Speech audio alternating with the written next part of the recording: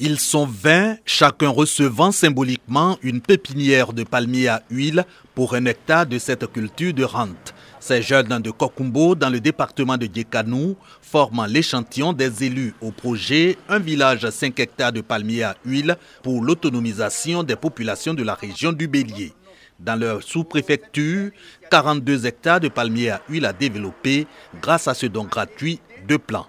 On dit merci à notre papa parce que nous sommes contents de ce geste.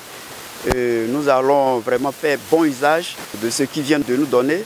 Et nous dirons aussi à nos frères de se mettre avec nous afin que l'orpaillage puisse baisser un peu. En distribuant gratuitement ces pépinières, le porteur du projet Un village 5 hectares de palmiers à huile sensibilise sur les techniques pour réussir sa plantation. Objectif, autosuffisance des populations et à Kokumbo, zone aurifère en proie à l'orpaillage illégal, il s'agit surtout de détourner la jeunesse de ce phénomène. Le directeur général des infrastructures routières insiste sur les chances d'y parvenir par la culture du palmier à huile.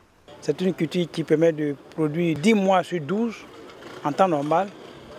Ça peut aller jusqu'à 12 mois si les gens font de goutte à goutte.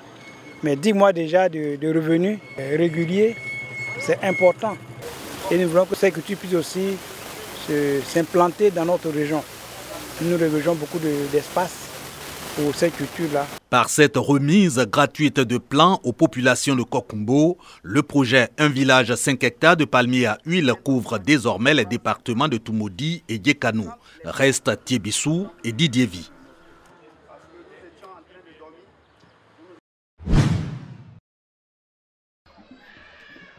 Un bâtiment de 3 salles de classe équipées en table-banc avec bureau du directeur. La réhabilitation du foyer des jeunes, la construction de la clôture, la réhabilitation et l'équipement du centre de santé en matériel biomédical du village de Kondéinou, département de Boutro. Ces 3 infrastructures sont l'œuvre de l'entreprise en charge de la construction de la station de traitement d'eau potable de la LOCA.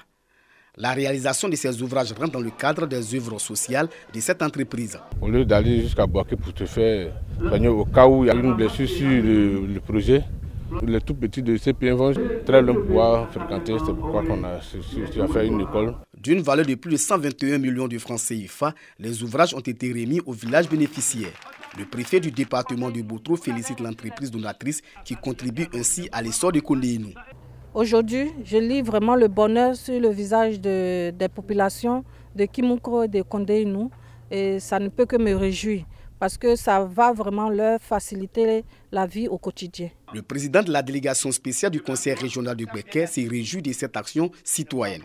Le centre de santé, le foyer et l'école viennent soulager les populations. Cette compagnie, je vous dis, ne passe pas inaperçue. Chaque fois qu'elle arrive quelque part, qu'il y a de la possibilité, elle a toujours à poser des actes sur le plan social pour encourager ce que ce soit sur le plan école, santé, et c'est le cas spécial ici chez nous aujourd'hui. Le centre de santé de Kondéinou a été réalisé en 2017 par le conseil régional à hauteur de 93 millions de francs CFA.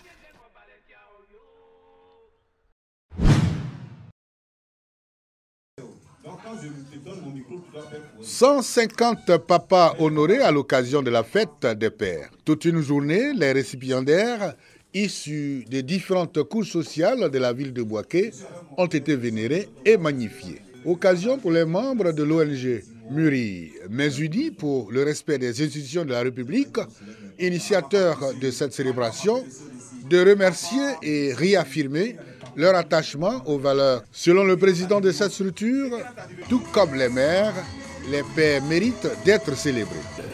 L'ONG a pour vocation de surtout parler de civisme.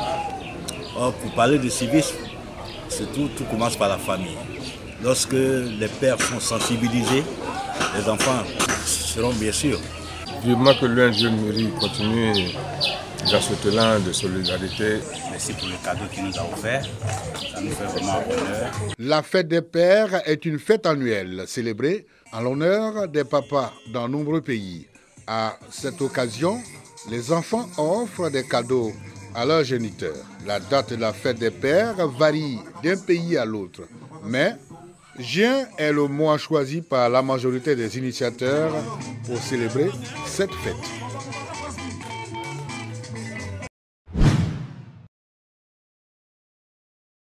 La région de Gbeke a connu ces dernières années des affrontements avec mort d'hommes, des blessés, des destructions de biens et des déplacements de population. Des troubles qui ont fragilisé un tant soit peu le tissu social, la cohésion et le vivre ensemble. Pour outiller les leaders d'opinion sur les stratégies de détection, de prévention et de règlement des conflits communautaires et fonciers dans la région de Gbeke, une session de renforcement des capacités est organisée. Ils sont 200 chefs traditionnels, coutumiers de communautés, guides religieux et présidents d'associations à participer à cet atelier de Diabo sur le renforcement des capacités relatives de la plateforme des leaders croyants pour la paix, la cohésion sociale, la réconciliation et le développement. C'est un peu une rupture de contrat social entre la population et les chefs. Il en est de même aussi pour les guides religieux qui n'arrivent plus à affirmer leur autorité parce que quelquefois, peut-être partisans ou vivant un peu à la solde de certains qui les manipulent un petit peu. Donc le rôle de la plateforme, c'est d'aider les chefs à retrouver leur notoriété, leur autorité pour une meilleure gouvernance de nos cités. Naissance et enjeux des conflits communautaires, techniques de gestion des conflits, rôle des chefs coutumiers et guides religieux dans la résolution des conflits. Des modules au menu de cette formation. L'initiative est très bonne. La plateforme vraiment nous aide déjà, va nous aider à approfondir tout ce qu'ils ont dit aujourd'hui, afin que nos chefs de village prennent en compte le poignant dossier des conflits au niveau de nos communautés.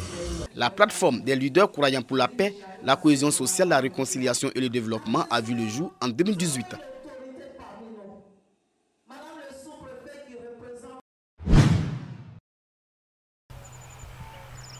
Renforcer le climat de paix et vivre en harmonie avec les populations.